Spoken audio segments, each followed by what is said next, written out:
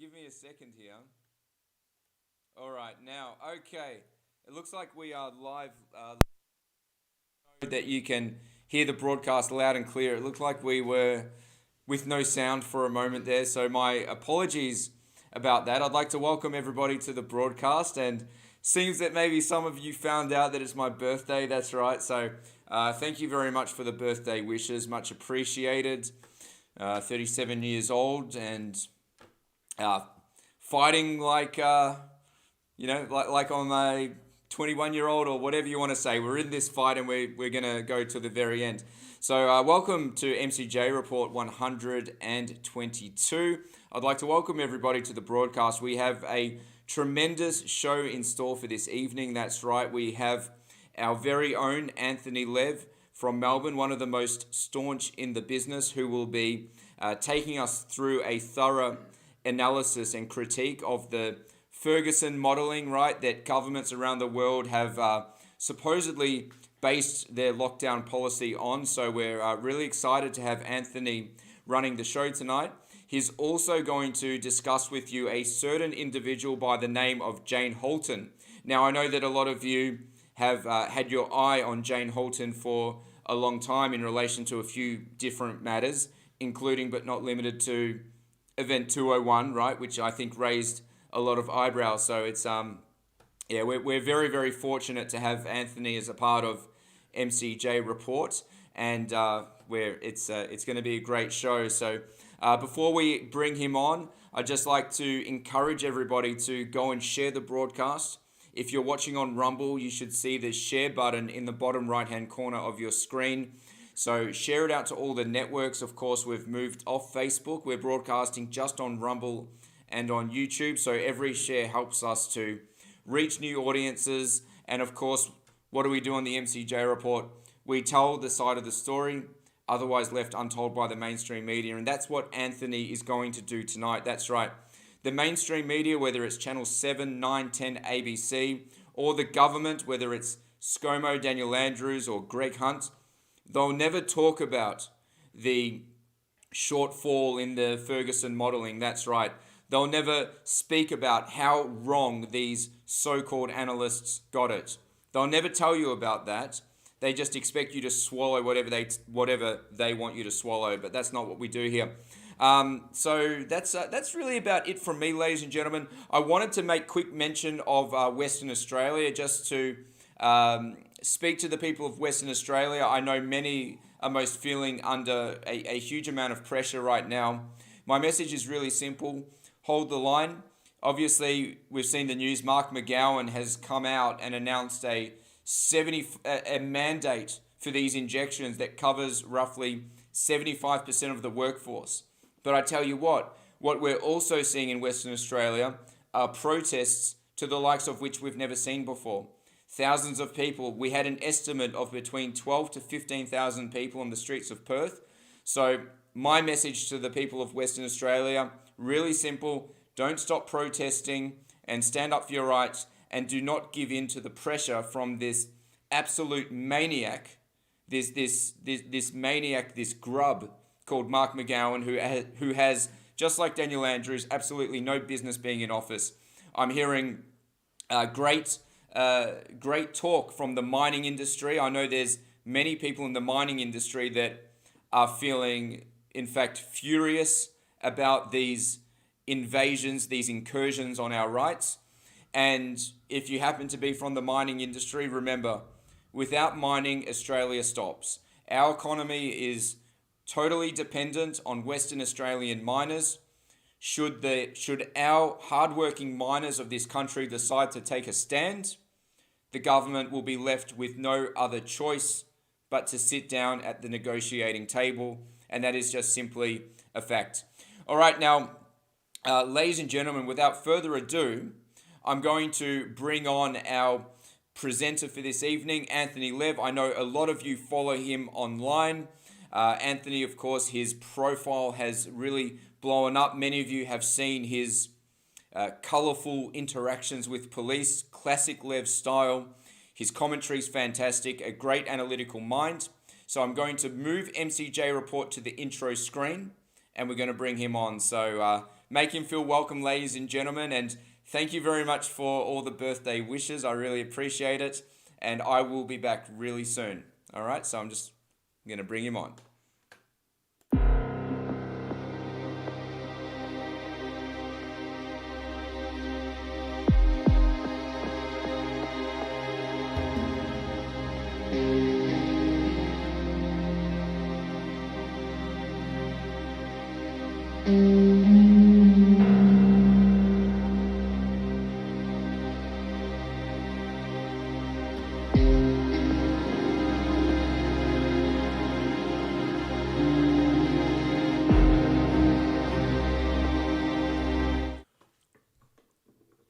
Thanks everyone for tuning in, and thank you, Morgan, for the introduction. He's he's got some good plans tonight, but I'll take over the show. We've got some interesting things to talk about. Because one thing, I guess, over the years that's irked me about governments is their reliance on modelling to justify policy agendas. One example over the last couple of decades is, say, climate change modelling. The UN will come out with alarmist modelling, and the government, uses propaganda and tries to scare people into falling in line and supporting said policies.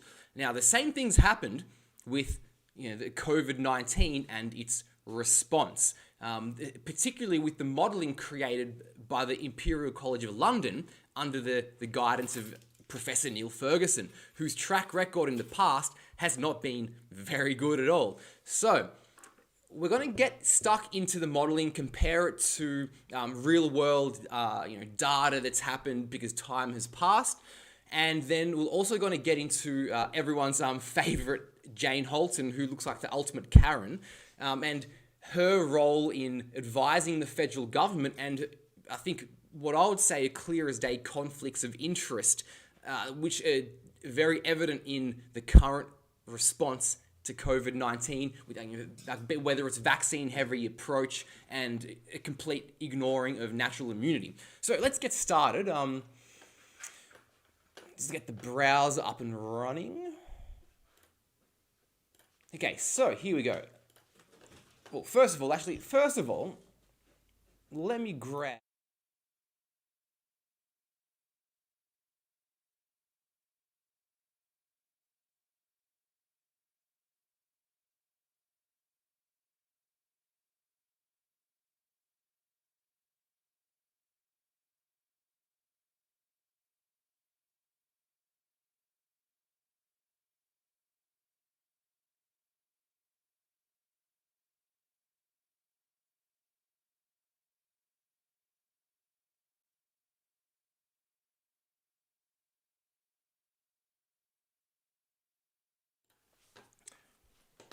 So first of all, here is the actual paper from the Imperial College of London. So 16th of March 2020, impact of non-pharmaceutical interventions, NPIs, to reduce COVID-19 mortality and healthcare demand.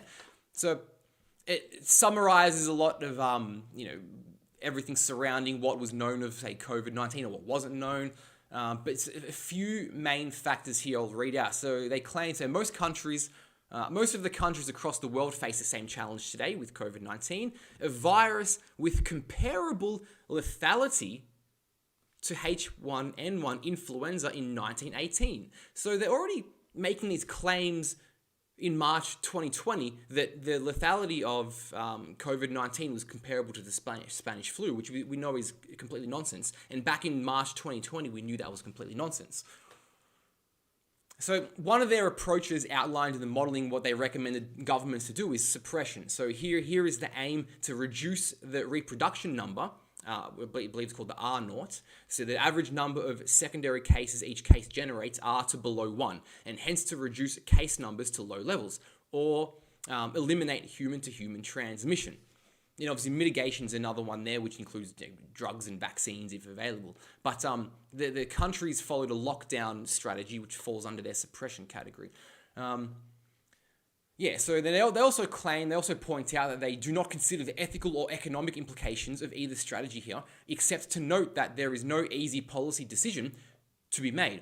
Suppression, while successful to date in China, which is an interesting country to note because a lot of what comes out of China is a lot of propaganda and I believe was used to influence global policy agenda, and South Korea, carries with it enormous social and economic costs, which may themselves have significant impact on health and well-being in the short and longer term.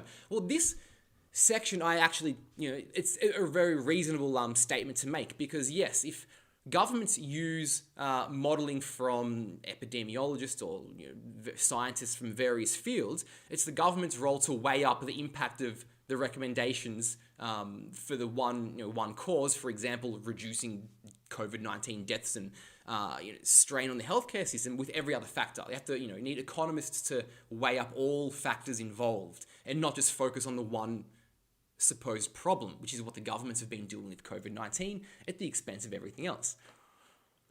Okay, so I think, a little bit more down here. So in the unlikely absence of any control measures or spontaneous changes in individual behavior, we would expect a peak in mortality, daily deaths, to occur after approximately 3 months. So they outline, in their actual modeling paper, they outline 2 nations, Great Britain and the USA. The high peak in mortality in Great Britain is due to the smaller size of the country and its older population compared with the US. In total, in an unmitigated epidemic, so one that faces no government response, they allege we would predict approximately 510,000 deaths in Great Britain and 2.2 million in the US.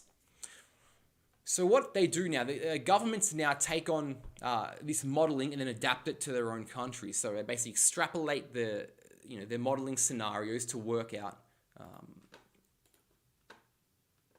the supposed lethality or death toll in their country. So a special report, the simulations driving the world's response to COVID-19. So here we go. So Ferguson is one of the highest profile faces in the efforts to use mathematical models that predict the spread of the virus. And that shows how government actions could alter the course of an outbreak. So when updated data in the Imperial team's model indicated the United Kingdom's health service would be soon overwhelmed with severe cases of COVID-19 and might face more than 500,000 deaths if the government took no action, Prime Minister Boris Johnson almost immediately announced stringent new restrictions on people's movements. Governments across the world are relying on mathematical projections to help guide decisions in this pandemic. Computer simulations account for only a fraction of the data analysis that modeling teams have performed in the crisis, Ferguson notes. But they are an increasingly important part of policy making. So yes, this modeling they come up with is a pretty significant part that influenced governments' responses around the world in conjunction with the CCP's propaganda surrounding lockdowns. But yes, governments will use this, will use modeling to justify their policy actions. And then they can also, shift the blame, if things go wrong. So one example early on, this is from March 16 in the Sydney Morning Herald. So Australia prepares for 50,000 to 150,000 coronavirus deaths. Again, extrapolated from the Imperial College modelling. Up to 150,000 Australians could die from the coronavirus under a worst case scenario. So they estimate business as usual, no lockdowns, we might see 150,000 people dying, which I believe is incorrect, and we'll get into that. So under the best case scenario now, over 20% infection rate, about 50,000 people out of 5 million infected with COVID-19 would die. So under a best case scenario, they're suggesting 50,000 deaths. And then of course the government now say what a great response they've had, because we saw nowhere near 50,000 deaths, which was the best case scenario. But even factoring in these deaths, we know how these deaths are recorded. All you need to do is test positive and die of absolutely any cause, and you'll be listed as a COVID death. Or just have some symptoms and COVID-19 might be added to the death certificate. So when we're talking about actual deaths and COVID deaths, we're still dealing with fairly inaccurate data. Now, so Imperial College predicted catastrophe in every country on Earth. Then models failed. So COVID-19 has produced no shortage of doomsaying prophets whose that's a bit of a word there. Prognostications completely failed at future delivery. And yet, in the eyes of the scientific community, their credibility remains peculiarly intact. So no greater example exists than the epidemiology modelling team at the Imperial College of London, led by physicist Neil Fergusson. As I've documented at length, the ICL modelers played a direct and primary role in selling the concept of lockdowns to the world. So these people really do need to be held to account, and it's important that these things are questioned, because how often in the mainstream news do you get any journalist or supposed journalist asking questions about the original modelling that was supposedly used to justify harsh measures? I mean, the Victorian government themselves haven't released the health advice. They're supposedly meant to be doing that within a couple of weeks, but the health advice based on what's ongoing today is one thing, but how about the justification for the initial lockdowns? How come no one holds that to account? Like, if we're never going to see these amounts of deaths in the first place that they're supposedly using as justification to stomp on everybody's liberties. So yes, assessed looking back looking back from the 1 year mark, ICL's modelling exercises performed disastrously. They not only failed to accurately forecast the course of the pandemic in the US and UK, they also failed to anticipate COVID-19's course in almost every country in the world, irrespective of the policy responses taken. So time and time again, the Ferguson team models dramatically overstated the death toll of the disease, posting the worst performance record of any major epidemiology model. After a year, some of the ICL predictions reach farcical territory. Their forecast of 179,000 deaths in Taiwan, which never locked down, was off by 1.7 million %. As of writing, Taiwan has just 12 COVID deaths. Alleged COVID deaths, as we know how the data is collected. A similar story played out in other countries that eschewed the lockdown approach for the first year of the pandemic. Imperial overstated the predicted mortality of Sweden by 392%, South Korea by 17,000%, and Japan 11,000%, in the absence of heavy-handed NPIs than any of these countries actually imposed. So what's happening is they're using countries that didn't impose these severe measures, such as the UK or Australia, and seeing a huge discrepancy between what was predicted as worst case or best case scenarios and to what actually happened. Some more commentary on Neil Fergusson and the Imperial College from the Spectator, because I want to get into some Swedish data, because I think Sweden throughout 2020, especially in the eyes of the mainstream news, was heavily criticised. Their death toll from COVID-19 is one of the largest in Europe, and they're always talking down on Sweden because they did not lock down. They had far less stringent measures than many countries. So let's spend a bit of time delving into the Swedish data, but also we'll go into what the Imperial College predicted of Sweden too, or at least their modelling, which was extrapolated. So here we go. It's amazing how often Sweden still crops up in conversations. It didn't impose tough lockdown, kept primary schools and core economic activities functioning, issued clear guidelines, and relied on voluntary social distancing and personal hygiene practices to manage the crisis. For harsh lockdowns to be justified elsewhere, Sweden had to be discredited. Hence the criticisms of Sweden's approach last year by the fake news, New York Times, Newsweek, USA Today, CBS, and many, many others. So researchers at Uppsala University adapted the ICL model. It's a Swedish university using the ICL, the Imperial College modelling, and on 30th of April last year, 2020, without mitigation, claimed Sweden's COVID deaths would hit 96,000 by the end of May. The actual number on the 1st of June was just 4,400. And that's 4,400 people dying within 28 days of a positive PCR test result or just having symptoms. So how many of those 4,500 were actually COVID-19? We don't know. But what we're seeing here is a huge discrepancy between the modelling from Imperial College of London, which recommended lockdowns and a harsh response, to the actual real-world data. So, for the ICL team, did a follow-up analysis that included projections for all countries in an Excel spreadsheet as an appendix. For Sweden, they projected 30,000 to 42,000 deaths with social distancing lockdowns, and 66 to 90,000 without mitigation. Although not specified, Philip Magnus makes an informed interference for the American Institute for Economic Research of mid-June 2020 as the time frame. The actual figure was 5,370 on July 1, 2020.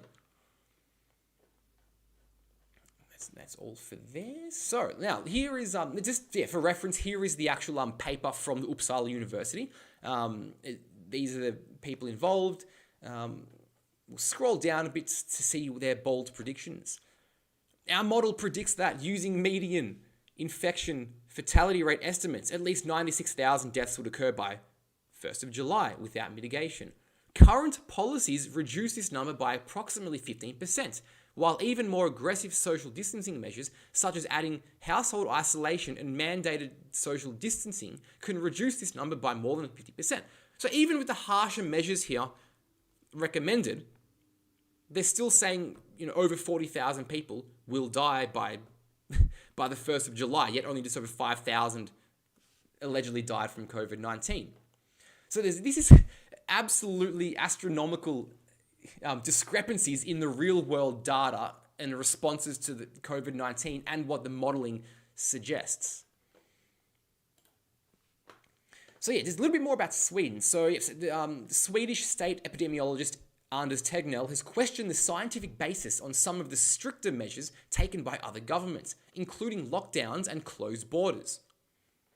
Now, so some of the Swedish measures, on July 10, 2020, responding to indications of community transmission, the Public Health Agency advised everyone with respiratory infections, even mild cases, to refrain from social contacts where there is a risk of spreading the virus, in private as well as working life.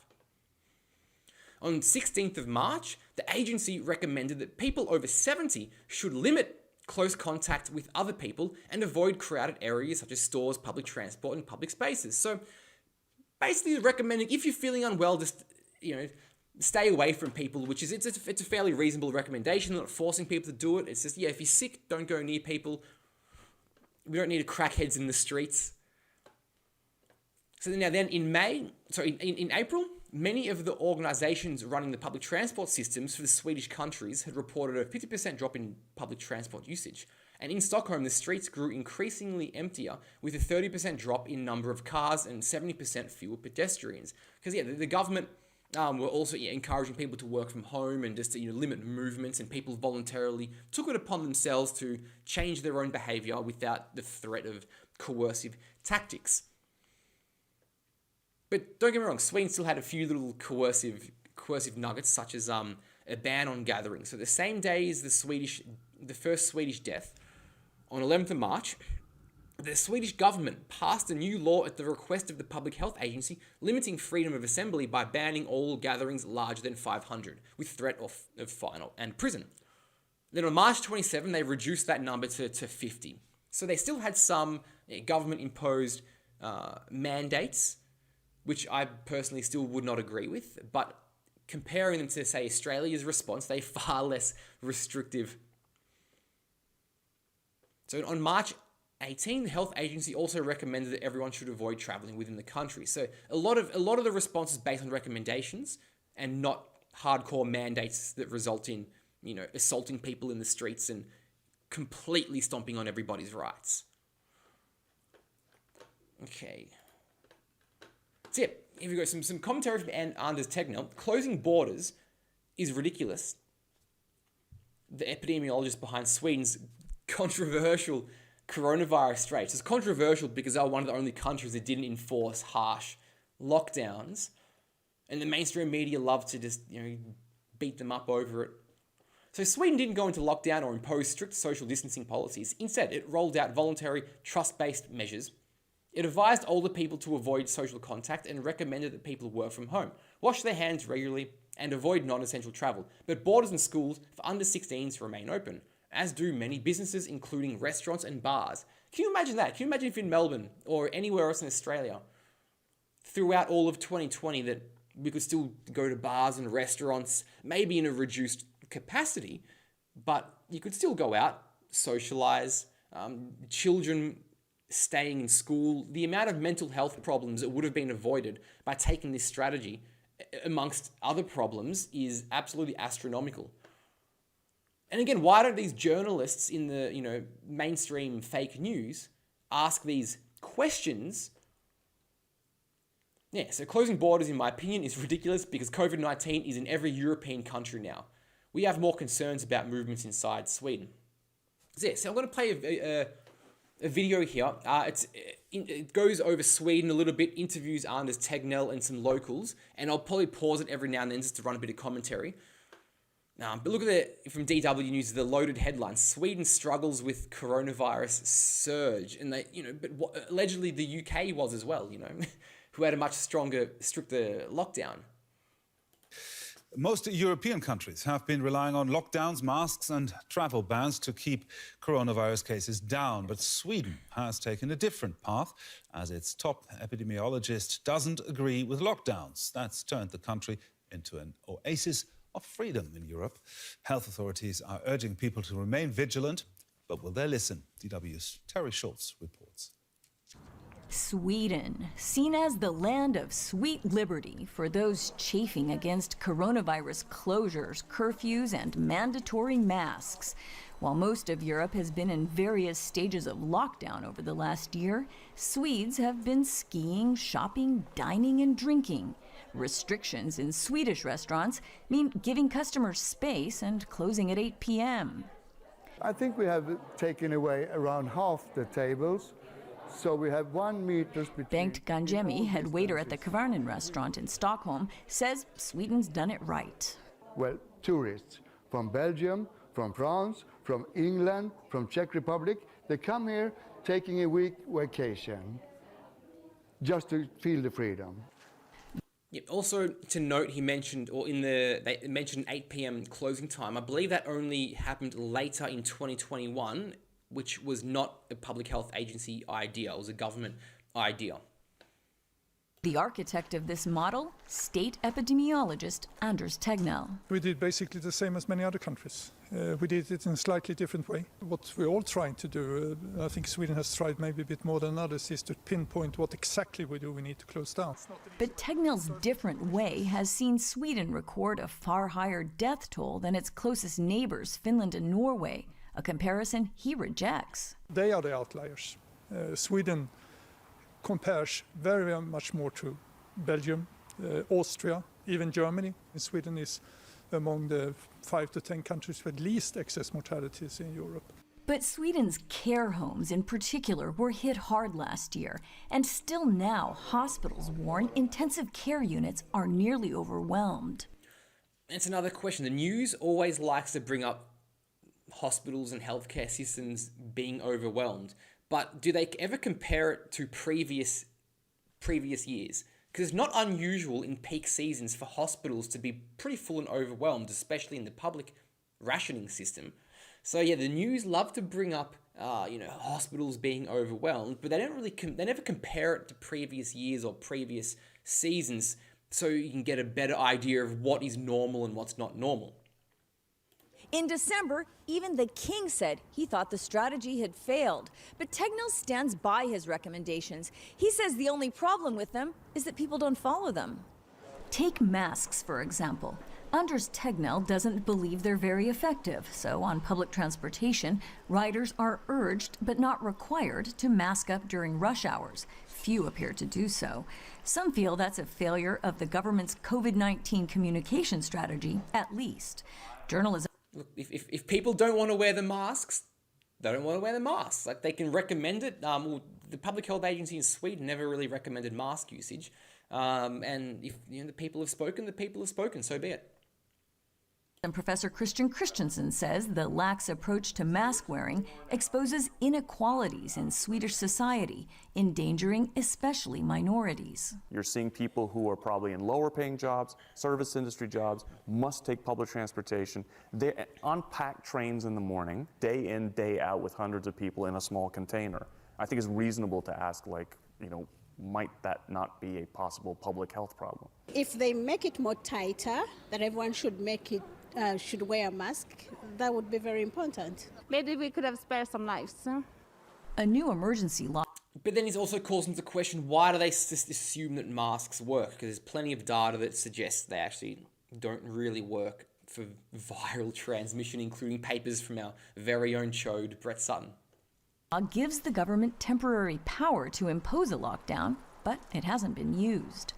While polls show some Swedes have lost faith in their country's approach, Gustaf Lloyd Agerblad isn't one of them. He still trusts in Anders Tegnell. He represents this different kind of way to handling crisis in the world.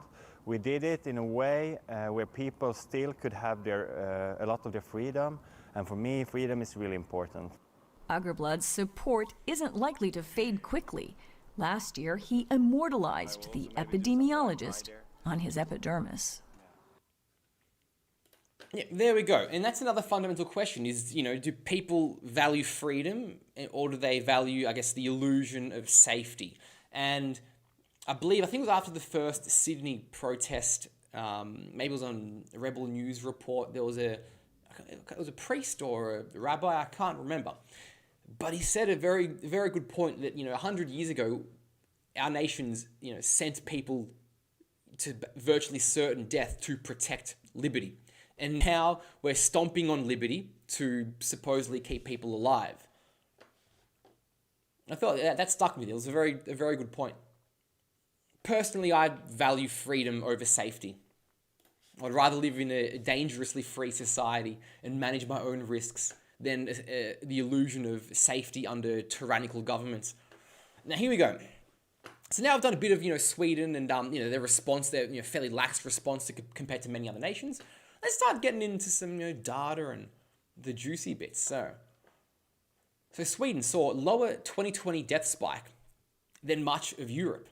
So Sweden, which has shunned the strict lockdowns that have choked much of the global economy, emerged from 2020 with a smaller increase in its overall mortality rate than most European countries.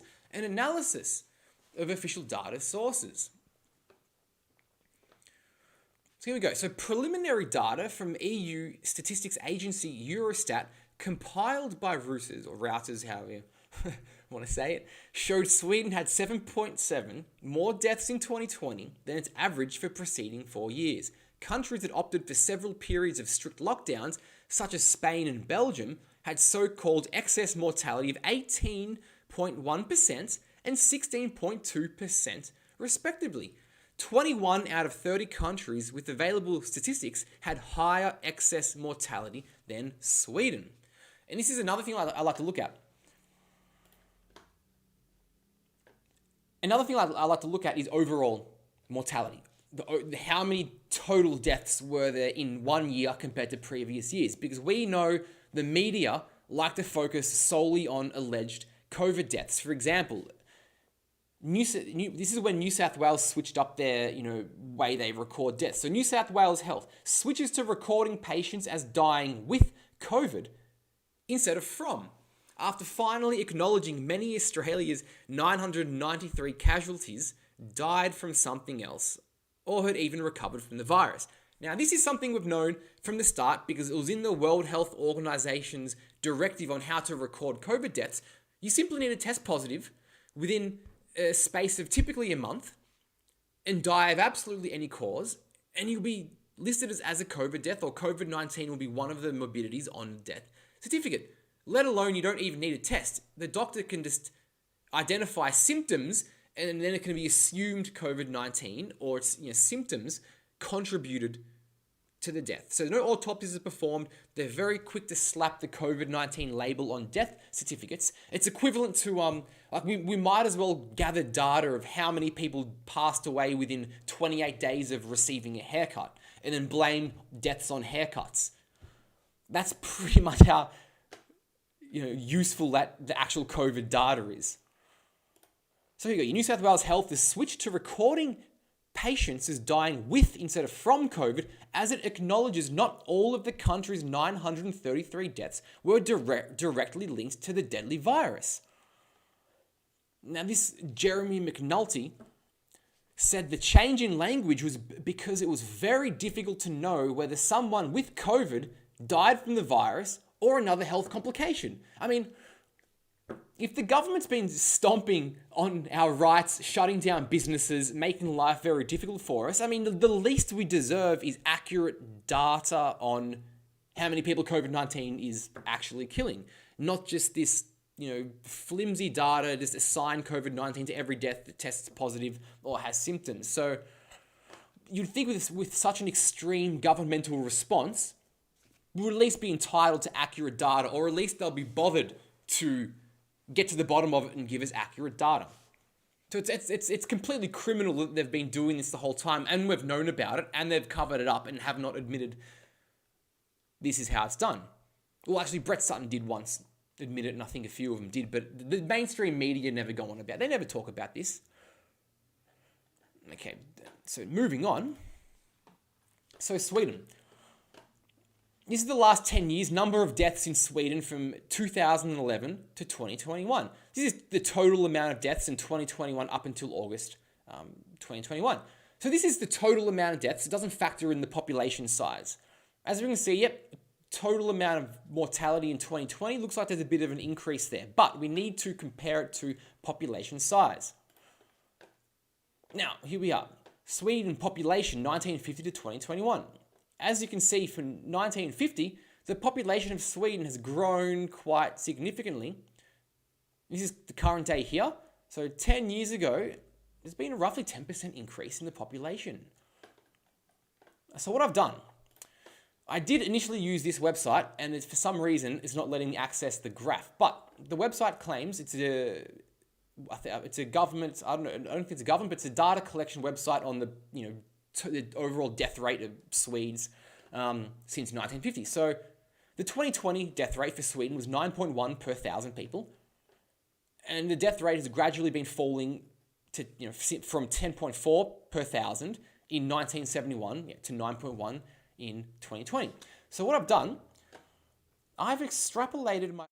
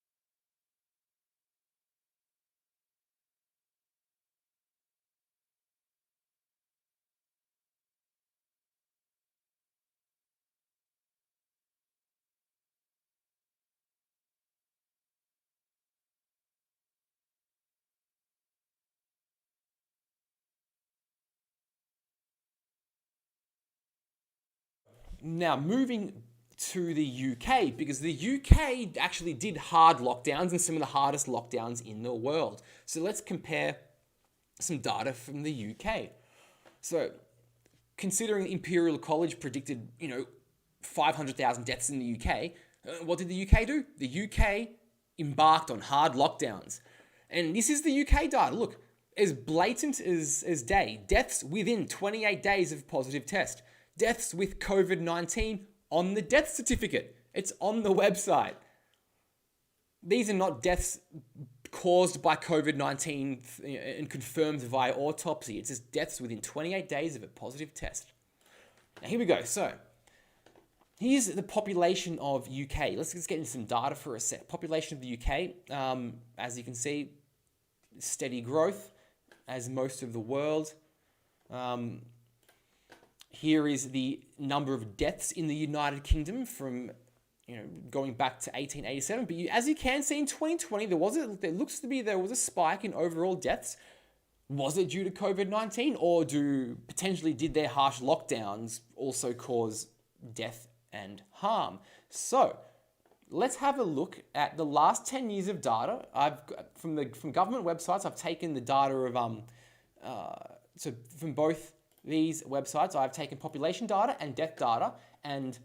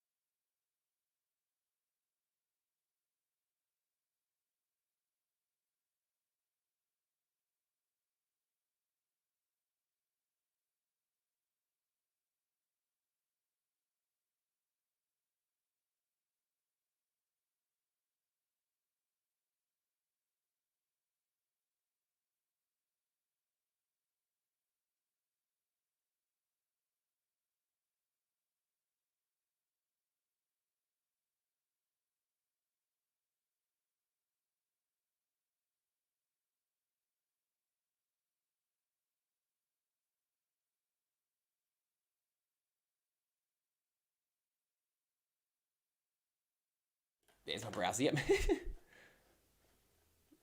So let me go back up, sorry. So Neil Fergusson, new study, August 11, there we go. Let me scroll down to the juicy bit because these are fairly dry to read through. But they conclude, had the UK adopted Swedish policies, deaths would have increased by a factor between 1.6 and 4.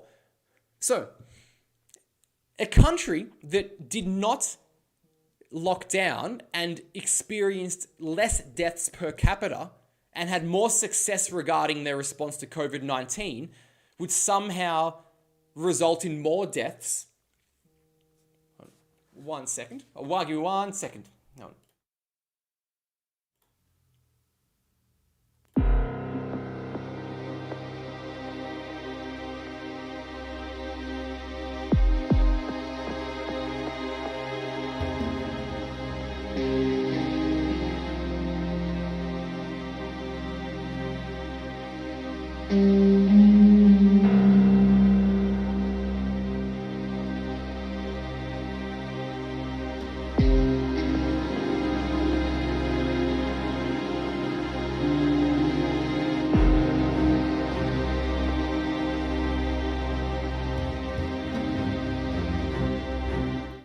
All right, so can everyone hear me? Morgan just called me to allegedly say I had no sound, but I'm hoping there's sound. So I've gone on for like 50 minutes. Let me have a quick look at the just to see if there's Can people let me know if they can hear? I'm going to go to the comments. Yep, Becky says, I put you on hold. Morgan was calling me to say I had no sound. Is the sound working? Please let me know. Just write a few comments that the sound's working. Otherwise, I can start again, you know? I've gone to check if Dan Andrews is lurking behind the door. Yep. Excellent. Becky, thank you very much. Excellent. Okay, yep, I'll just continue then. So it sounds working. Thanks guys. Sorry, technical difficulties, it happens. It's the first Lev report in like 2 months, so got to get back into the groove. Okay, so Neil Fergusson now comes out. Had the UK adopted Swedish policies, deaths would have increased by a factor of 1.6 and 4. So the UK, who already took the Imperial College of London's harsh restrictions, experienced more deaths per capita of COVID-19 allegedly than Sweden, who took less restrictive measures. You can't make this stuff up. It does not make sense. Like, how are they making this claim? How do these governments keep listening to these absolute clowns in their advice? So you can have a look. Let's have a little browse through the alleged COVID-19 death tolls from country to country. So, Peru did hard lockdowns and they're sitting at number 1. Hungary, a bunch of European countries. Let's see where Sweden ranks. So that's 1 to 13.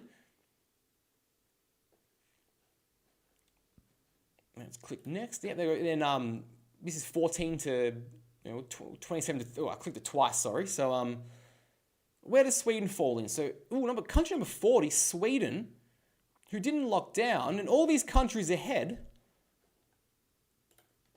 including. Where's the UK on this? So USA's up there. A lot of places in the USA did hard lockdowns. Now, here we go. Yeah, United Kingdom is something like number 20 in the world after doing hard lockdowns, and Sweden's like number 40 of alleged COVID deaths. Because we still have to factor in that we don't really know how many of these deaths were COVID-19 because of the way they record the data. We could get some data on, how many people died within 28 days of getting a haircut. It's the same thing. So here we go. Just a bit more critique on Neil Fergusson. Like, I like paying this guy out. I think he needs to be held to account. And not only Neil Fergusson, but governments that rely on this modelling. How can they keep getting away with justifying policy on failed alarmist modelling?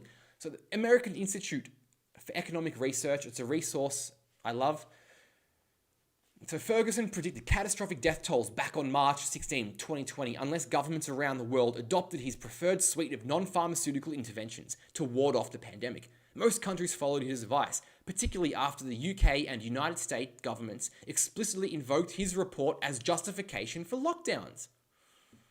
Ferguson's team at Imperial would soon claim credit for saving millions of lives through these policies. A figure arrived at through a ludicrously unscientific exercise where they purported to validate their model by using its own hypothetical projections as a counterfactual of what would happen without lockdowns. So, in a nutshell, make absurd claim about X amount of people dying, and then when less people die than predicted, claim that you saved lives.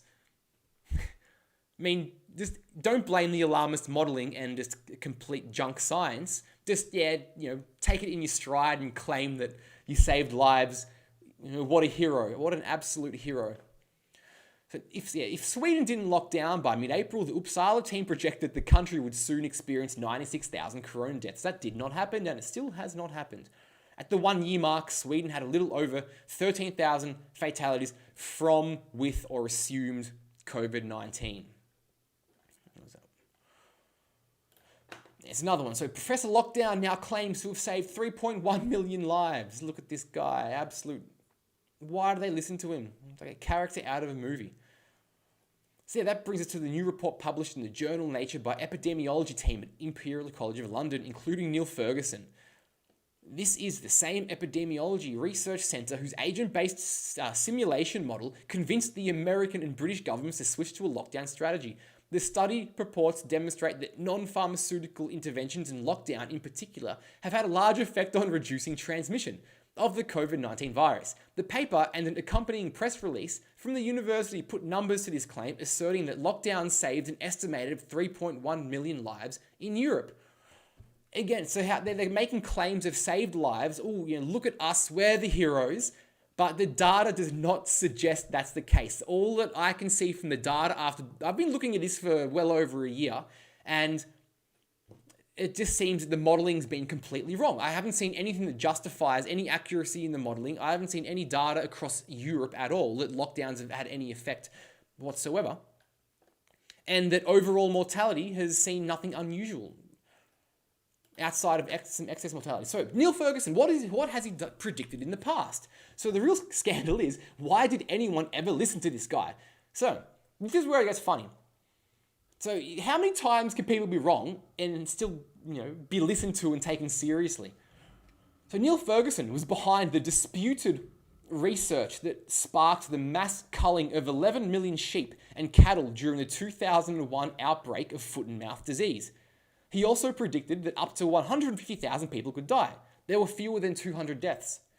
In 2002, Ferguson predicted that up to 50,000 people would likely die from exposure to BSE, mad cow disease in beef. In the UK, there were only 177 deaths.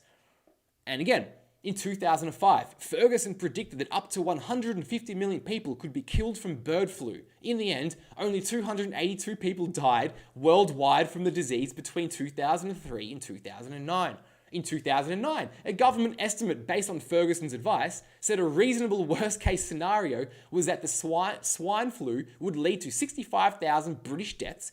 In the end, swine flu killed 457 people in the UK.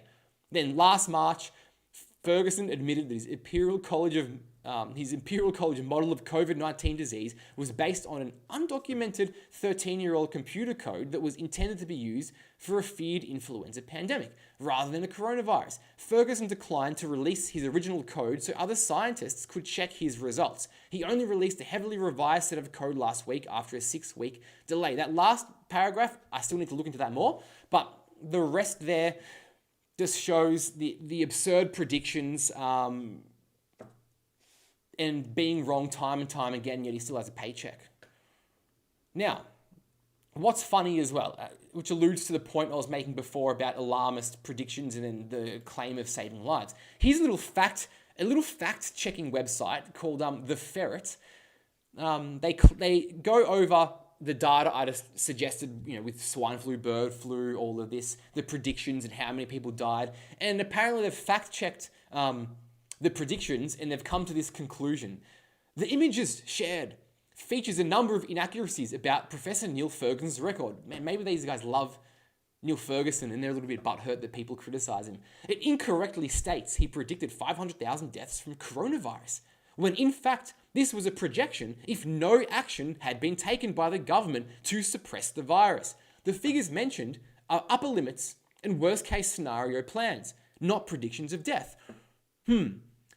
Well, I think the data that we've just gone over has debunked the idea that 500,000 death prediction was ever accurate in the first place, because if that was the case, why was Sweden nowhere near close to any of the predictions from the modelling, did far less stringent measures and didn't completely stomp on individuals' rights and things largely stayed open.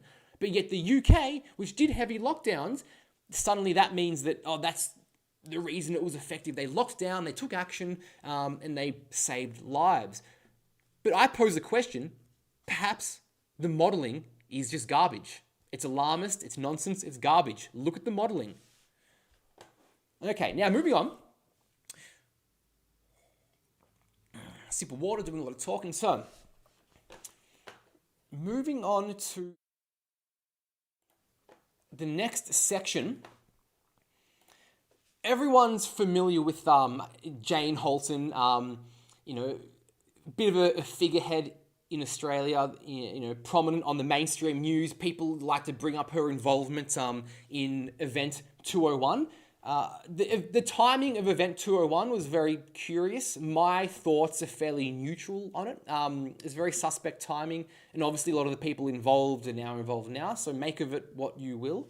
But what I want to get into is why Scott Morrison got Jane Halton to advise the federal government on the pandemic response, and I think within that perhaps lie the answers of why it's a heavily vaccine-led response, completely ignoring natural immunity, and obviously stomping on individual rights. So let's have...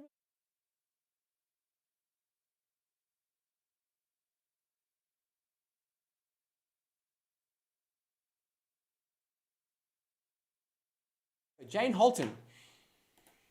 She is the chair of the Coalition for Epidemic Preparedness Innovations, CEPI, or CEPI, I might just call it CEPI nice and quick. So, New Vaccines for a Safer World.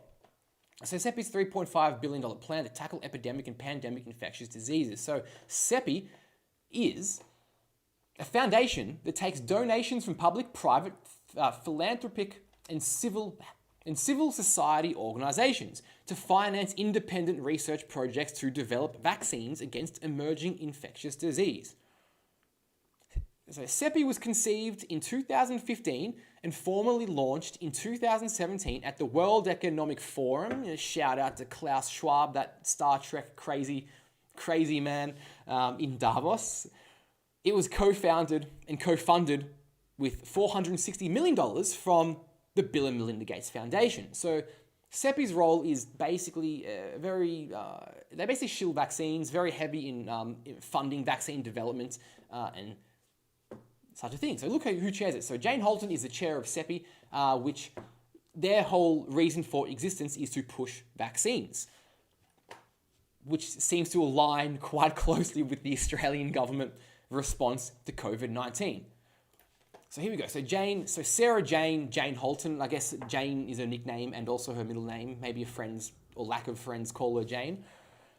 She's a former senior Australian public servant. She was the head of the Department of Health between January 2002 and June 2014, and the head of the Department of Finance from 2014 to 2016. She joined the board of ANZ Bank in October 2016. She was the independent chair of COTA Australia, Council of the Aging, beginning in December 17.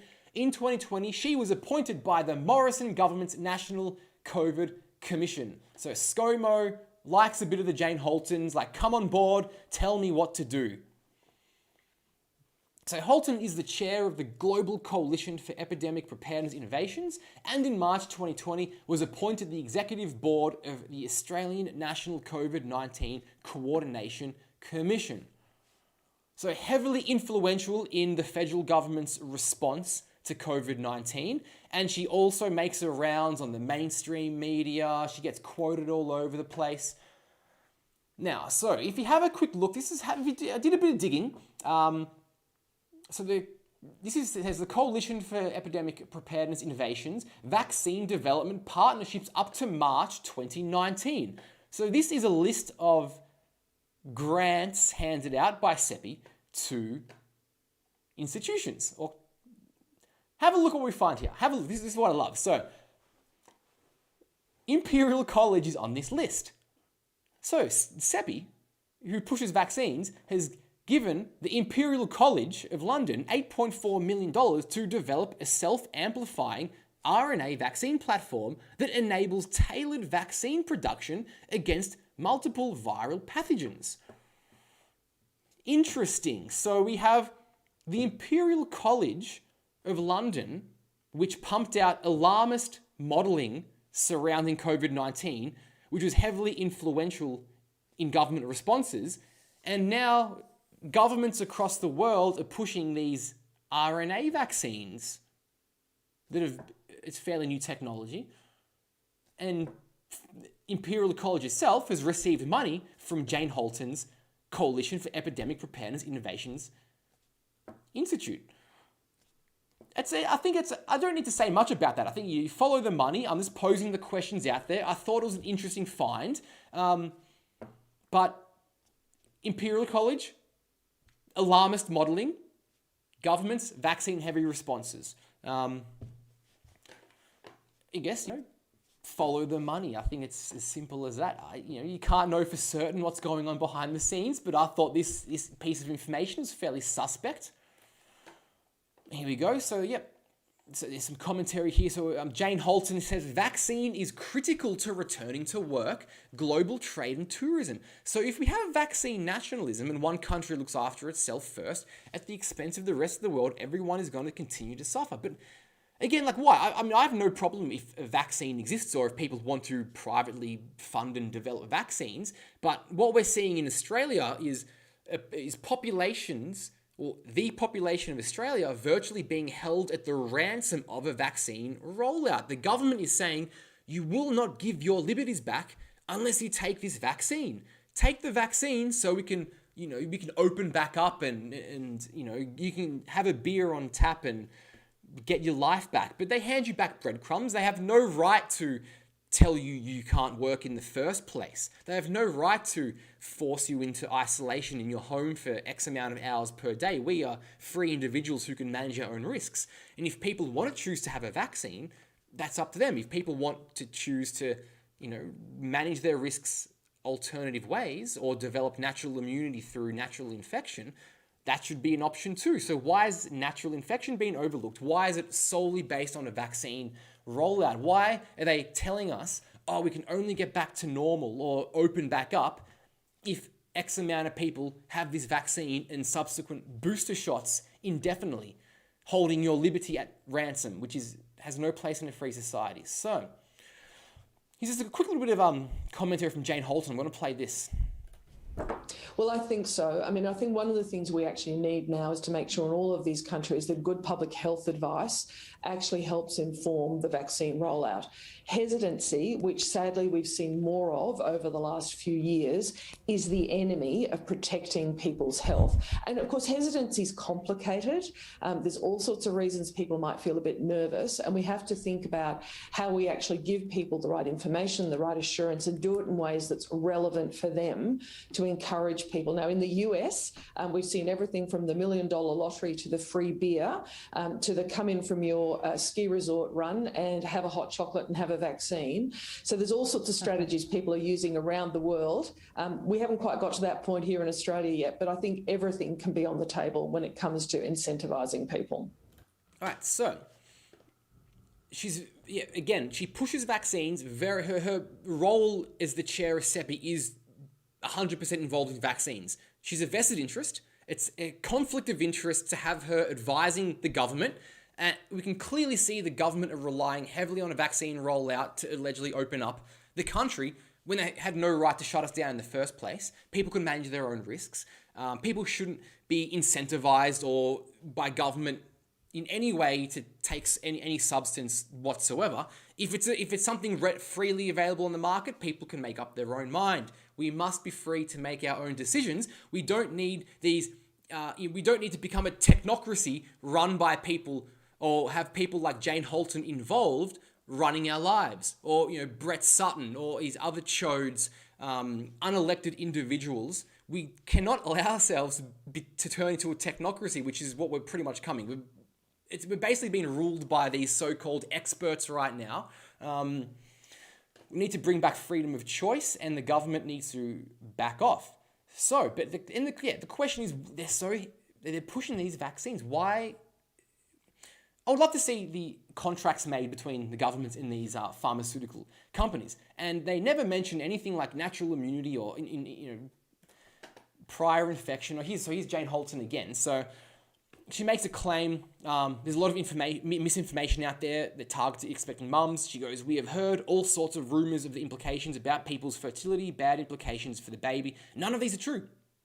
Consult with your clinician. Undoubtedly, you have got someone you are working with, but it is safe at any point. It's a pretty big claim to make when there hasn't really been years of studies, let alone broad studies across all various individual factors people may have. So again, just pushes the vaccine. She is a vested interest. That's just her livelihood, and she's pushing that from a very biased perspective, and I believe an unscientific perspective, because if we go to the Brownstone Institute, another resource I enjoy, 91 research studies affirm naturally acquired immunity to COVID-19. So there's a lot of, over the last, year and a half, a lot of questions about, is there natural immunity after infection, you can get reinfected. But look, we should not force COVID vaccines on anyone when the evidence shows that naturally acquired immunity is equal to or more robust and superior to existing vaccines. Instead, we should respect the right of bodily integrity of individuals to decide for themselves. And it's a fantastic question, because if you believe that you are of no risk from COVID-19, why should you not have the right to choose, the chance of getting infected and recovering and developing a natural immunity that a lot of data suggest is far more effective than these vaccines that wane in supposed immunity after a very short amount of time, therefore requiring booster shots every 6 months. And who stands to gain from these endless amounts of booster shots?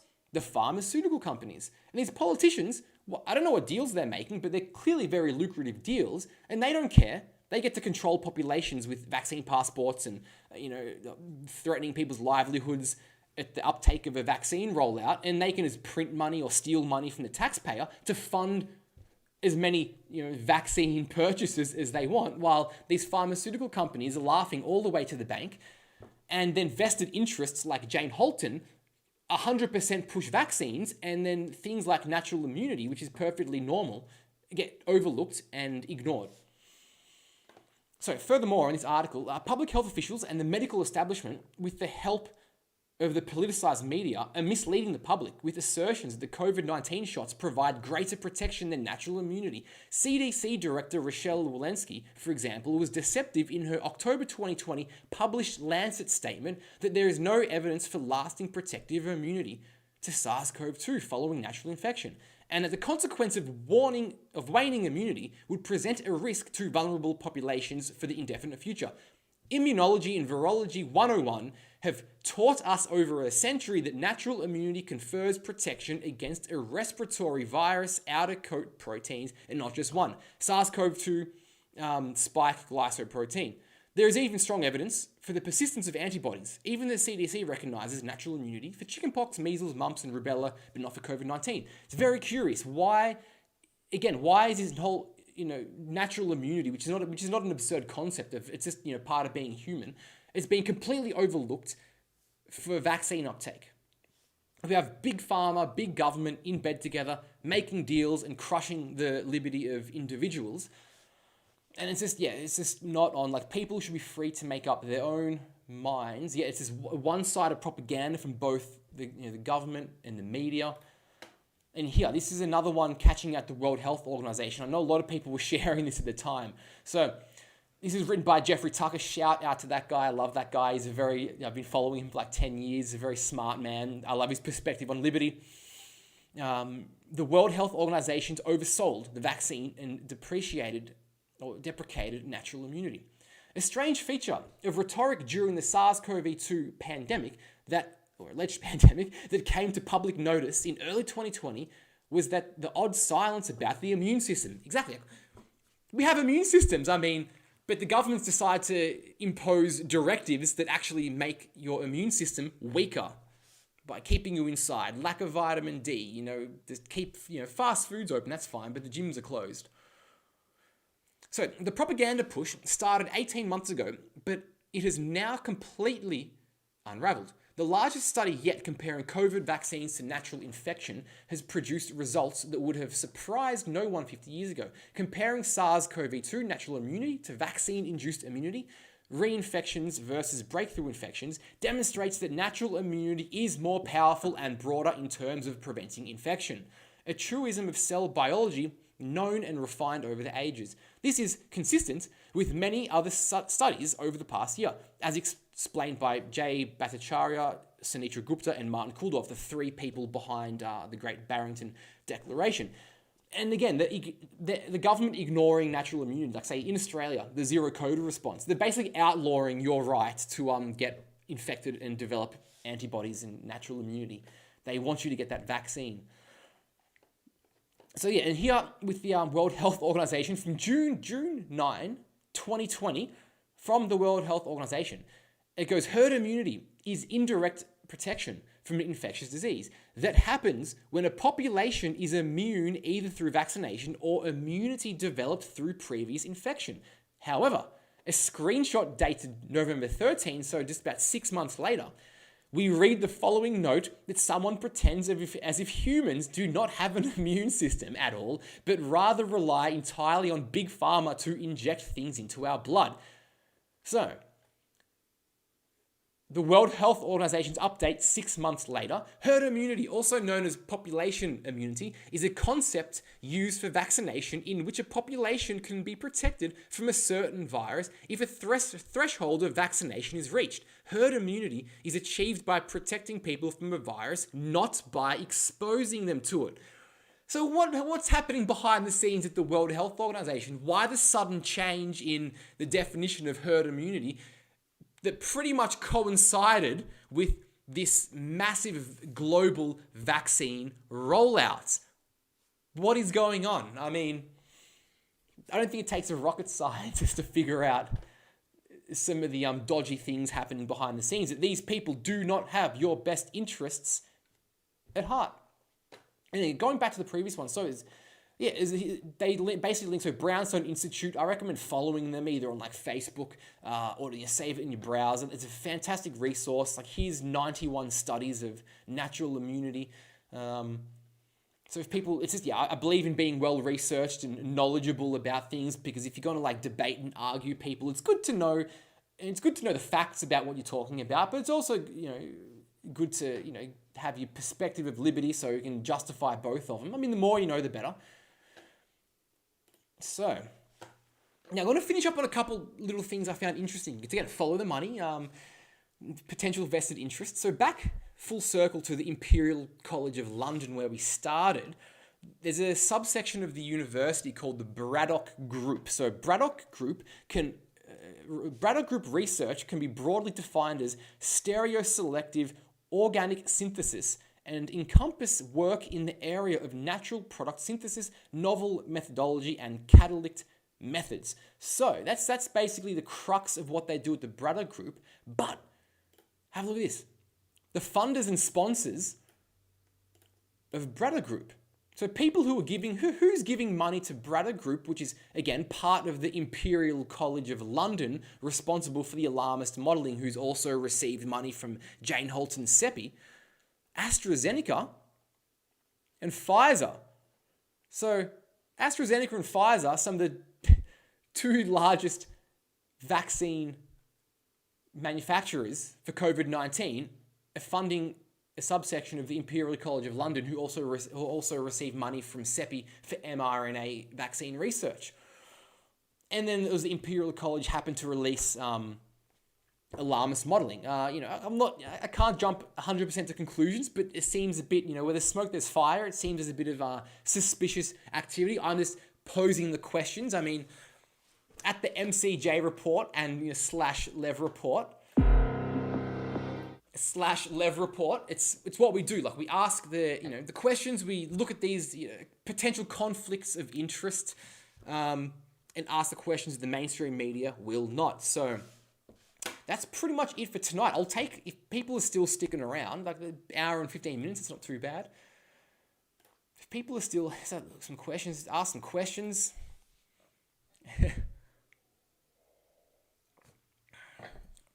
Yeah, we may not have all of the answers, but that's why we look into things, we question things. If there's discrepancies, if there's things that don't stack up, there's nothing wrong with pointing that out. And the mainstream media certainly don't do this job. Whatever's, thank you very much. I was meant to do this show about 2 months ago, but then we all know what happened. How's everyone's night been so far? Daniel D. Harris, what are you drinking? I'm actually just drinking water. It's a wine glass, I guess, but it's just H2O. Did I get my flag back? No, I haven't got my flag back yet. I called Narre Warren Police Station yesterday, and they still haven't got it They haven't got it.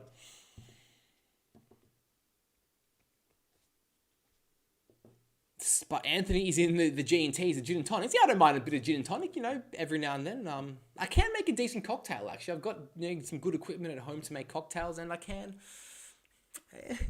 make a decent cocktail. I like to think so, at least, Robbie says water tastes better in a wine glass. Yeah, anything tastes better in a wine glass. It's to do, you've got the extended surface area on the top really allows it to breathe.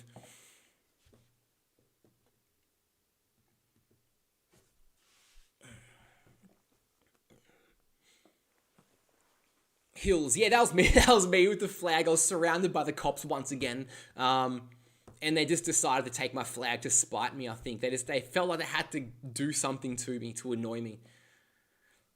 When is the next rally? Well, there is the next worldwide freedom rally is going to be on Saturday, November 20, and that's the next global event. So worldwide freedom rally 5.0, November 20. Happening in 200 cities around the world. It's a global event. These worldwide movements will be happening every 2 months, and there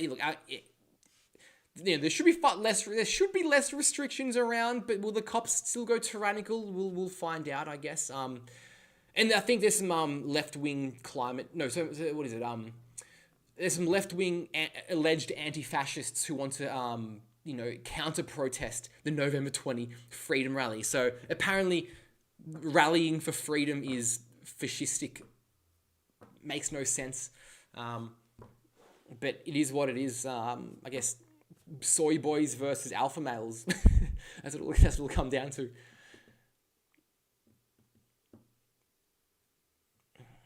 Yeah, November 20. Yeah, look, it's great. This whole worldwide movement, because so many countries around the world are at different stages of the tyranny, and it's just this grassroots global movement that's connected like never before, and it's just absolutely fantastic to see. Millions and millions of people turn up in their own cities around the world. We need to make it out. Australia needs to be huge. Like there should be less. They're saying there'll be less restrictions, so. I think people do get a bit afraid when the police are threatening rubber bullets, and it's understandable.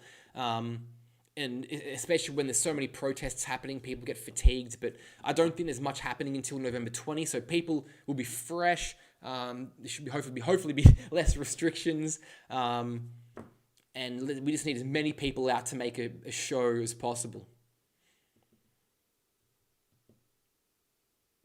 Yeah, Murph says national strike. I think a strike is also a good way to get your voice heard, because the government, they don't listen.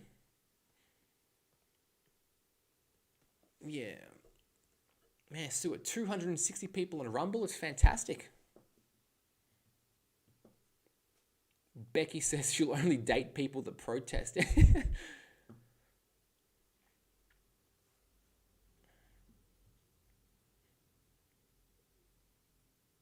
Yeah, so I'm having a look. Is there looking for anyone got some questions, or a bit of chit chat? Whatever's there. Thanks a lot. I want to do these more on a more regular basis. It's just something I haven't done before. I've done Lev reports obviously before, but it's all new to me. So you got to step out of the comfort zone, start doing different things. I enjoy doing it. No, Morgan's not coming back on. He's got something, I believe, happening for his birthday today. Happy birthday, Morgan. He got to share part of his birthday with me. How special. Yeah, so he's stuck with me until I decide to go home. So yeah, police in Adelaide have been good at rallies. Robbie says that's fantastic.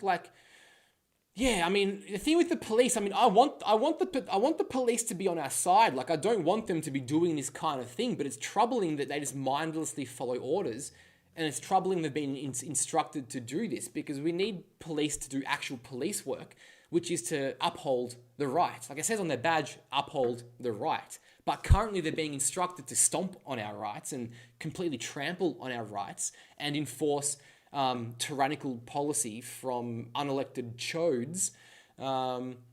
And a lot of them just do it, and a few of them are speaking out, which is fantastic, but it's not ideal. The police should not be a political arm of the government, and that's what they're becoming. There's no accountability. The police officers can basically do whatever they want to you, and it's very, very hard to get justice against them.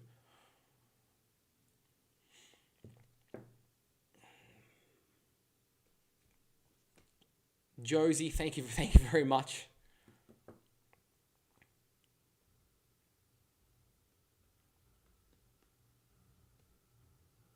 Yeah, and you can also follow my Facebook. It's just facebook.com/Anthony Lev Melbourne. I'll comment it here. I think this is the correct.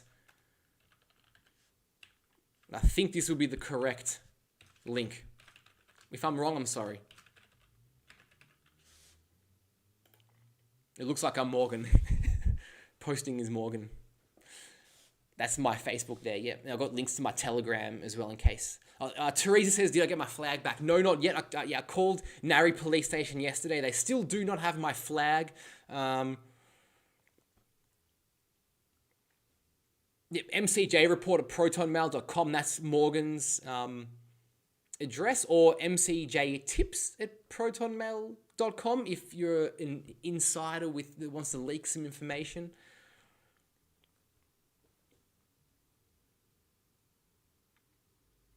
Yeah, nice flag. Yeah, Aussie's censored from Facebook. Yeah, that's a bit annoying. Murph went to his local police station. They were awesome. Yeah, and to continue on with the police, I've had more interactions with the police over the past year than I care to admit, and that I've ever had before in my life. And I've met a lot of police officers that they're pretty nice, and they've told me, we've had discussions, and they don't like what is going on, and they are pretty opposed to the directives. And obviously, when your job's on the line and it's, you got to feed your family, I can understand it's a tough decision to make. And I've had this discussion with people, should they resign? And I've come to the conclusion that the good police officers maybe should not resign and stay in, and they can use discretion and just not enforce the CHODE directives. And that would be ideal, because if the good cops resign, the police that enter the force in this day and age will more likely than not be the tyranny-loving police that love beating up on innocent civilians and enforcing this tyranny. So, more police that use discretion and don't issue the CHODE fines is ideal. But we need Shane Patton, the chief commissioner, to resign, because I believe he is corrupt and he's too close to the Daniel Andrews government. Shane Patton needs to resign, and probably everybody else at the top. We need a complete cleaning out of Victoria Police and a complete separation of the police and the government, which is hard to do, because the government is the one that takes our tax money and then gives it to the police. If there's a decentralized way of funding the police, I'd be all on board with that. That would be ideal. We need them completely detached from the government. Do any cops have foreign accents? Yeah, some do. I mean, just like anybody in the street, people have foreign accents. I mean, any sector of society, people have people with foreign accents. I'm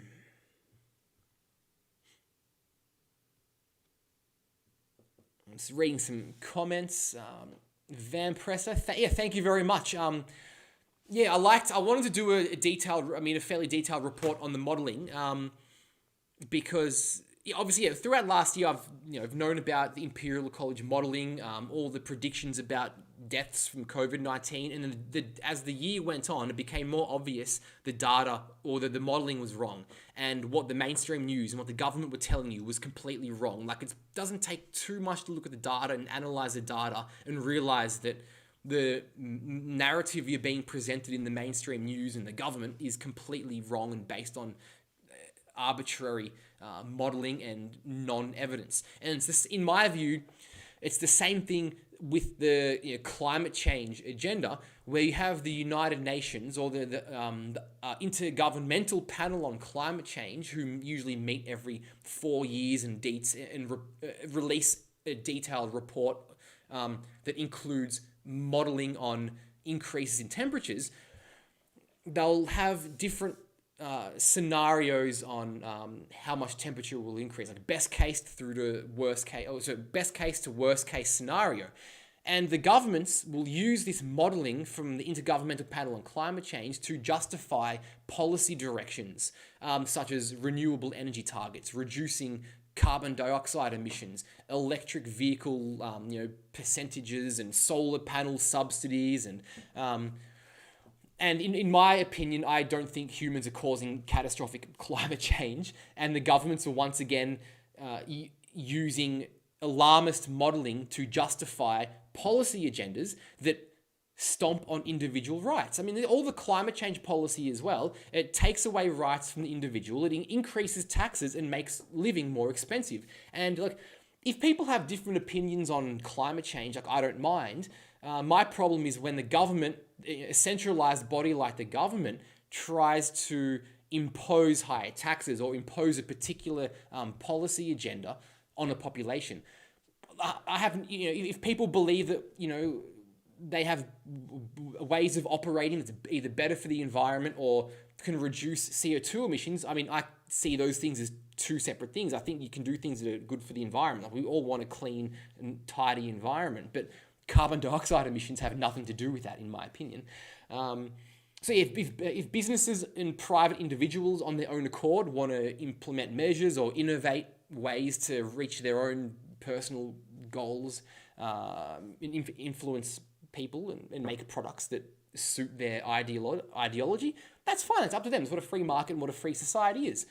It's very different to governments imposing top-down, centralized control. Let's raise everyone's taxes, and then litter the landscape with wind farms and solar panels. It's nonsense. I mean, it's complete nonsense. Just having a look at some comments. Yeah, and the other funny thing is, so I love it when China, right? Xi Jinping, these cheeky mofos. I mean, not only did they manage to influence the world to lock down through propaganda, they've been doing the same thing with climate change. So China builds new coal-fired power stations like every 5 days. They're building tons of it. They also import a lot of Australian coal. Yet the rest of the world are trying to, say, let's get rid of coal and let's just use wind power and solar panels. And so the Chinese Communist Party, being the cheeky mofos they are, they're like, oh yeah, we're going to reduce our emissions, and they tell the world they're reducing emissions while they're building coal power stations every five days. And not only that, they're manufacturing and exporting solar panels to the rest of the world. They're playing everybody for fools. So, they'll weaken everybody's economies through, the West will again weaken their own economies through higher electricity prices and less reliable electricity, while China will strengthen their economy through cheap and efficient electricity, while simultaneously lying to the world that they're reducing emissions and then capitalizing on the gullibility or stupidity of the West to buy all of their solar panels. Look, Xi Jinping is a crazy guy. Like he's a he's a pretty bad dude, but he's a smart bad dude. Like he's not dumb. And it's the same thing with lockdowns. Like China, they show those videos of people falling dead in the street, they're all falling dead because of coronavirus. And then China claimed to have locked down the Hubei province and then claimed that it eliminated the virus. So then what happens is the World Health Organization, which is in bed with the CCP, managed to get Italy to lock down, and then that was the first domino of the West to fall. And then the rest of the Western nations all lock down, completely destroy their economies and livelihoods, while China never did a nationwide lockdown. They did a short 2-month lockdown in Hubei province, and again, exported the propaganda. Again, a shout out to Michael P. Senger. I follow him on Twitter. He's a very knowledgeable and followed this exact process from the start.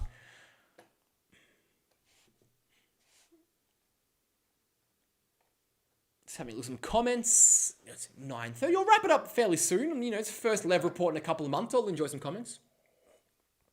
I'm out of water, talking a lot. All right. What do we got?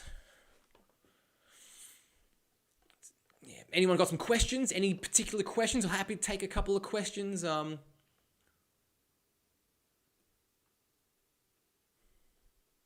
Let's scroll up to see if there's any comments.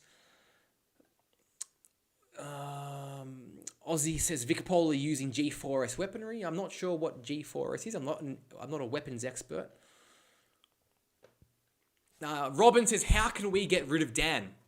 Man, this is a good question. Like this guy, I've said before, like this guy's like Teflon, right? But Teflon doesn't last very long. It gets one scratch, and Teflon is a very low quality pan.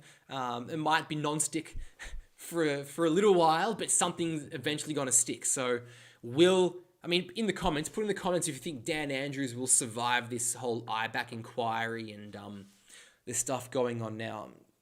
Carlix Clay says time for beer. That sounds nice. It's a bit warm in here, and I could do with a cold beer. I think Morgan get an air conditioner.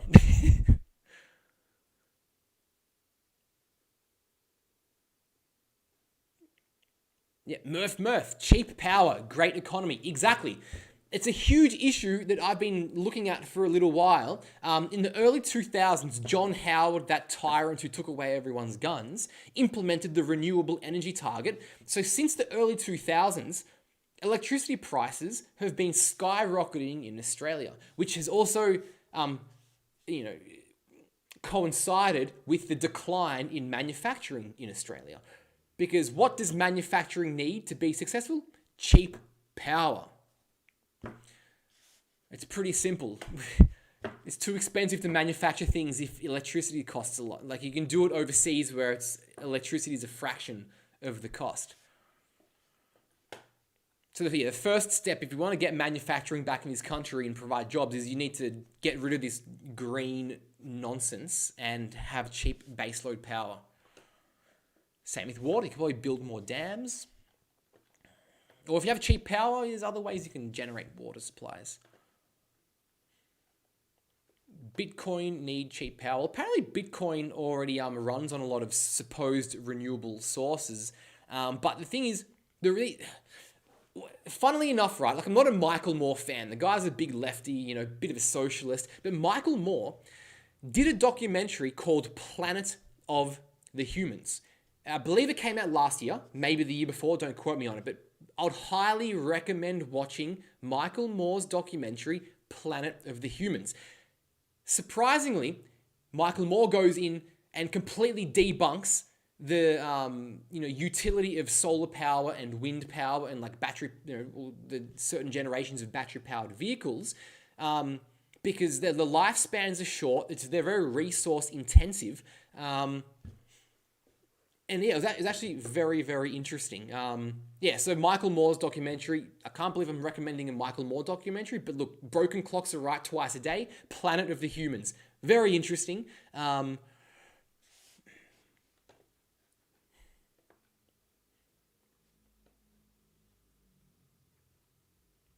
Yes, I do go to rallies, yes.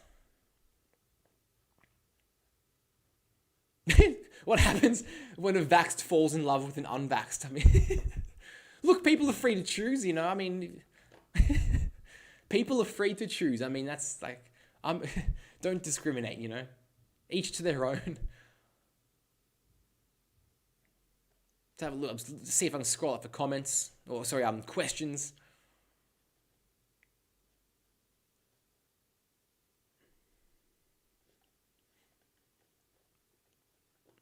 So having a look.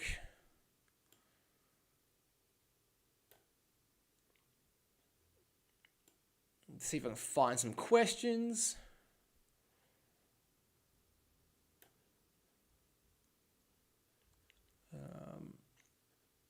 Just looking for some questions. I mean, there's a lot of comments and some jokes. Like, it's good to see people having a good time. Like, I like a bit of humor, I think despite all the tyranny that's going on, you got to have a laugh, you got to stay sane. Jokes are fantastic.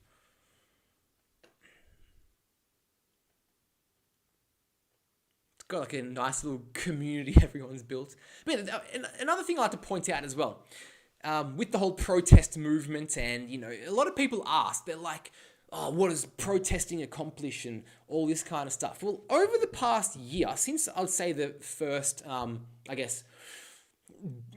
attempted large lockdown protests, September 5. I think over July, August is when Reignite Democracy came into existence, thanks to Monica. And since then, so many of us have made new friendship circles, been connected with other freedom lovers across Melbourne, across Australia, all these other, groups, whether it's Facebook groups, profiles, pages, have popped up. We've basically developed over the past year this massive freedom network, a movement in Australia. And not only Australia, worldwide, and everybody's connected. So on local levels, on international levels, there's this massive freedom movement that's actually quite connected, that's very well poised to push back against the government tyranny. While we only may be a small number now, the fact that this has been accomplished and set up in just a year is quite remarkable. So on top of setting up this freedom network, locally, internationally, and people making new friendship circles, which is fantastic because, you got to keep your head up in these difficult times and under tyranny. That's, to me, one of the biggest things that's come out of protesting. None of that, I don't believe, would have happened without regular protests and the networking that happens on the ground at protests. And it's fantastic. And on top of that, what we've seen the protests, especially in Melbourne, deliver is exposing the brutal police state that we have. I believe these problems most likely always existed in the police force, but now under this COVID tyranny and protesting, it's really exposed the relationship that Victoria Police and the government have. They seem to be two peas in the same pod, and it's really exposed the brutal techniques that the police are willing to go to and the corruption in the police. So, and the world is seeing what's going on, and the world is criticizing the actions of the police officers. And it's not only the brutal actions of the police that are being criticized, we're seeing complete unprofessionalism across the police force as well. So it's just highlighted problems in the police that need to be fixed, and that's also a big benefit of what these protests have accomplished. They've clearly outed themselves as a political police force rather than a police force for the people upholding our rights. That's just my view, at least. But also, man, it's pretty sweet. Some of the protests have just been fun, like some of the nighttime protests where there's flares and everything and loud music playing. The vibe's pretty hectic. And just because you're directly disobeying the government and Dan Andrews hates it when people disobey him. Oh, and also, if you're on Twitter, we're going to be setting up a hashtag called Dan's Lockout Fail. I'll be promoting this on my page. I believe Morgan might be on board. Other pages will be on board. And the idea is, because we know Dan Andrews absolutely seethes when people disobey him. So he's going on about this locking out the unvaccinated from society. So the hashtag Dan's Lockout Fail will revolve around, for example, if you go to a restaurant and you're unvaccinated and you're civilly disobeying the guidelines, you can just post a little photo of your meal, Dan's Lockout Fail. And or any time where if you're unvaccinated doing something that you technically shouldn't be under these, medical apartheid conditions, you can upload a little photo, upload a little post, Dan's Lockout Fail. And that way you can kind of rub it in his face that his whole attempt at locking you out of society is not working. So that's something fun. It's a form of protest, and I think it's extremely fun. It's a bit cheeky, and I like it. I like that kind of underhand style, get back at Dan Andrews. Yeah, so Van Presser, Dan's Lockout Fail, exactly. Just got to stick at the Dan Andrews. Man, Dan Andrews is a sociopath, an absolute maniac. He's unhinged. He's a bully. He's an absolute bully and an absolute disgraceful human being. Is he even human? Who knows what he is?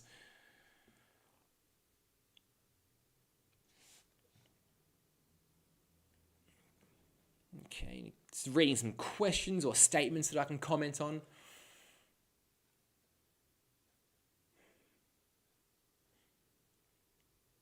Murph, thanks.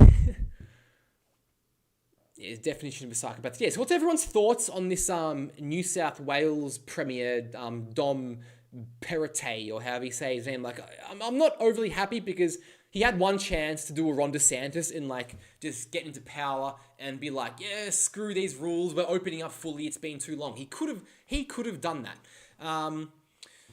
But he hasn't. But from December 1, they're claiming that the vaccinated and unvaccinated will live by the same rules. So let's see whether that happens. But then the other question is, what rules will there be? Because they're still hinting at density limits. They're not making promises that everything will be opened up with no rules, like Denmark, Norway, and Sweden have done, when the sky still hasn't fallen in. Apparently, international borders from November 1 into New South Wales will be open for vaccinated people, which, look, I don't agree with that, but on one hand, it's at least they're opening it up to some extent against ScoMo's wishes. Say no to communism. I mean, it's obviously still a lot of things I disagree with, but he's opening up more than other states, and he's kind of forcing Dan Andrews' hand. So this, again, you know, broken clocks are right twice a day. I'll give some small amount. I'll give him 10% credit, 90% not so much. Let's see what he does. When will he drop the vaccine requirement for entering the state internationally? If he does that, if he starts removing most restrictions and allows international travel without vaccines, then I'll applaud him. But until then, any form of discrimination between vaxxed and unvaxxed is not on, and that's it.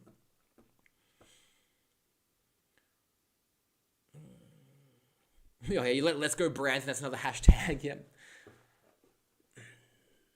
Okay, I'm having a look at yeah, but time will tell. I mean, he could have just lifted all the restrictions straight away and just made a statement, but he didn't. He had one chance to do that.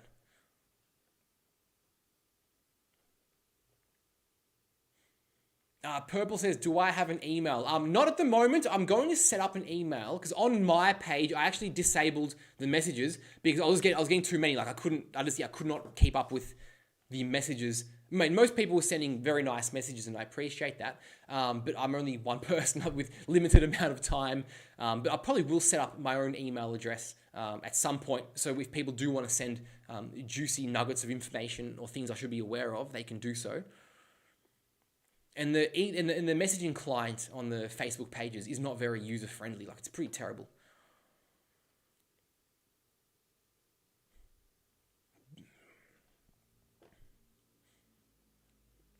So it looks like a tax-free economy about to open up. Well, look, if Daniel Andrews especially wants to go down this road of medical apartheid and stick to that well into 22, I suggest, you know, if they want to lock you out of society, don't pay tax. Just, you know, they might come after you, but starve the beast. Hashtag no vax, no tax. It's pretty catchy, you know. No vax, no tax. It's only fair. Like, if they want to shut you down and you can still manage to work or something, taxation is theft, taxation is extortion, no vax, no tax.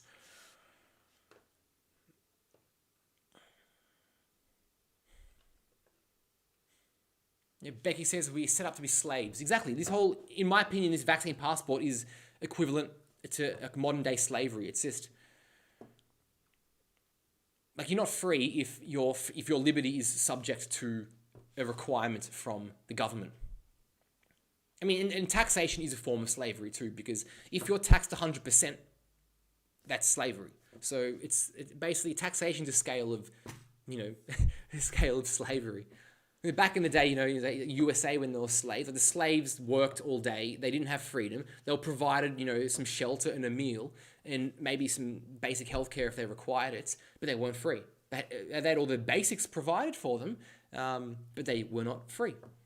So I pose that question, like, if we're taxed a lot and the government, you know, will, in exchange for your, you know, economic liberty or even social liberty, provide you with certain things in return, albeit rationed, like healthcare, it's a scale of slavery. Yeah, no vax, no tax. I mean, look, if you had absolutely no liberty and you had to work, you just worked all day, and the government in return provides you food. They drop a box of rations off at your house once a week. You can go line up in the emergency room or maybe get some kind of healthcare every now and then because it's overloaded like it currently is, in exchange for 100% of your income, that's what's less basic. That's effectively slavery. So less taxes, much less taxes. Let people choose where to spend their money. And the thing is, again, a lot of people look to Australia's healthcare systems as being fantastic. And look, the quality of healthcare in Australia is pretty good. But the problem we have with the healthcare system is it's, in my opinion, a health rationing system. Like emergency rooms are overloaded. You got to wait a long time generally, and they'll rank you based on the severity of this treatment you need.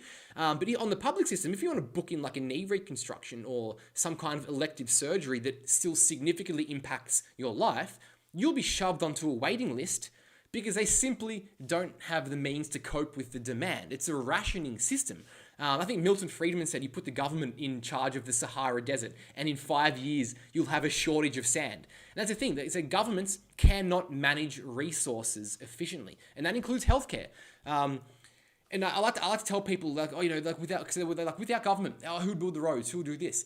And ask them, if the government managed supermarkets, and you can go grocery shopping and just pick up off the shelf whatever you want, you'd be damn well sure there'd be shortages of basic food supplies. But not only that, you'd get people asking, if the government didn't provide supermarkets, we would all starve. But it's not the fact. There's plenty of food in supermarkets, and people don't really go hungry in this country unless governments take away their jobs.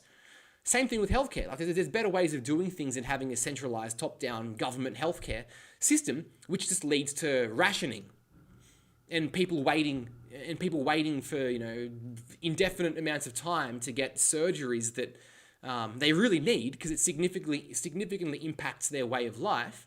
But you get ranked on a system of how severe they deem it to be. And how come? And the other question is, I like to pose these questions. Like if I go to a supermarket, the prices are all very transparent. We know how much things cost because it tells you.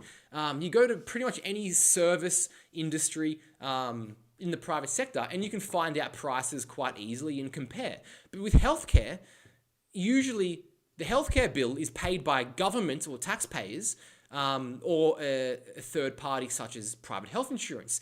It's very rare that individuals themselves actually see some kind of, price list of medical treatment, which in my opinion leads to inflated costs because usually everyone but the actual individual receiving the care picks up those costs.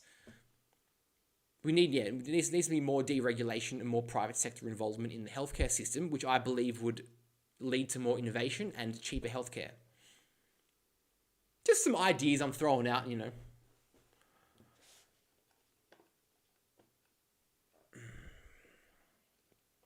Okay, well, anyway, if I can see one more question, I'll do one more question, then I'll head off.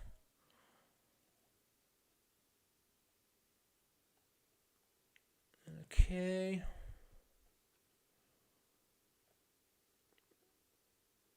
If I can see one more question, I'll answer one more question.